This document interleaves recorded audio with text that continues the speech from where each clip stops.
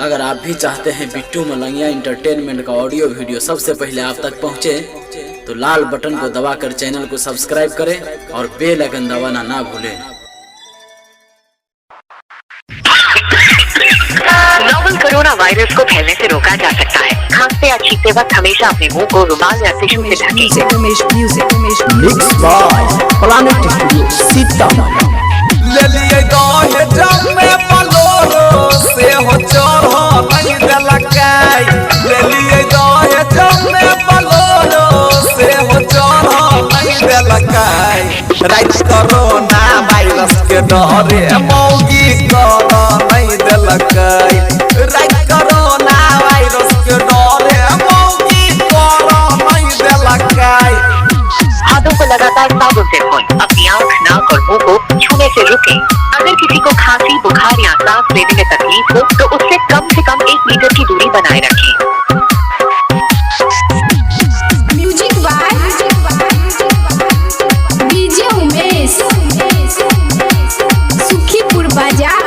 अखन अपने सब सुन रहल छी बिट्टू मलंगिया एंटरटेनमेंट के। कि हम बतइयो कोना बितइयो सुहागा वाला रात रो। कि हम बतइयो कोना बितइयो सुहागा वाला रात रो।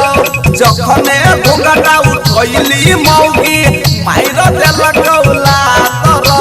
लो भके पढ़ाई हमारा पढ़े नहीं देलक। अरे लो भके पढ़ाई हमारा पढ़ो नहीं देलक। राइट कोरोना वायरस के डरे मौगी करो नहीं देलक। राइट कोरोना वायरस के डरे मौगी करो नहीं देलक। जरूरत पड़ने पर नजदीकी स्वास्थ्य केंद्र जाएं या हेल्पलाइन नंबर 011-239-780-46 पर संपर्क करें।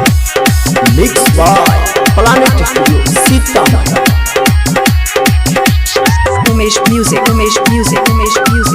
अखन अपने सब सुन रहल छी बिट्टू मलंगिया एंटरटेनमेंट के। अगते मौगी घर में हमारा से होई गइल भीन रे। अगते मौगी घर में हमारा से होई गइल भीन रे। अपन हारल बहु कम मारल कहियो कि राइटर सुनील रे। राजन कुमार के को बेल झक झोरे नहीं देलक। अरे अर्जुन अजूबा के को बेल झक झोरे नहीं देलक। राइट कोरोना वायरस के डरे मौगी करो नहीं देलक। राइट कोरोना वायरस के डरे मौगी करो नहीं देलक। ले लियो गाहे जमने पलोरो से हो चढ़ो नहीं देलक। ले लिए गाहे जमने पलोरो से हो चढ़ो नहीं देलक। राइट कोरोना वायरस के डरे मौगी करो नहीं देलक। राइट कोरोना वायरस के डरे मौगी करो नहीं देलक। स्वास्थ्य एवं परिवार कल्याण मंत्रालय, भारत सरकार द्वारा जनहित में जारी। Recording by planet music Sitamarhi.